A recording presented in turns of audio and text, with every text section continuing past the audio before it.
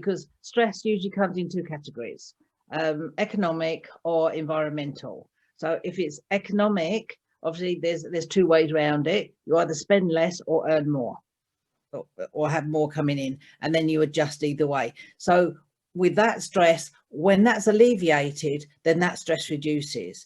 If it's environmental, it could be your job, it could be where you're living, it could be your spouse.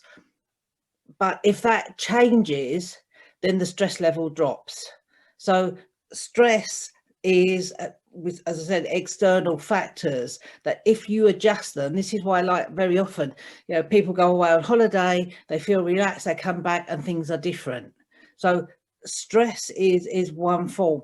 You have people that deal with trauma on a regular basis, like the key workers, like the healthcare workers, that secondary traumatic stress and compassion fatigue are different, because even if you're going away somewhere, you might feel alleviated, but the minute you're back, it's still there, because what it does, it eats away from the inside out. So it erodes the inside. So you start feeling numb to emotions. It's a safeguard, because obviously every time somebody comes in the emergency room, you can't fall down in tears, that because what you're dealing with. So you build up that barrier, but it then takes on like a numbness that excludes even like happiness and joy and things like this. And so it really takes away a lot of the fears.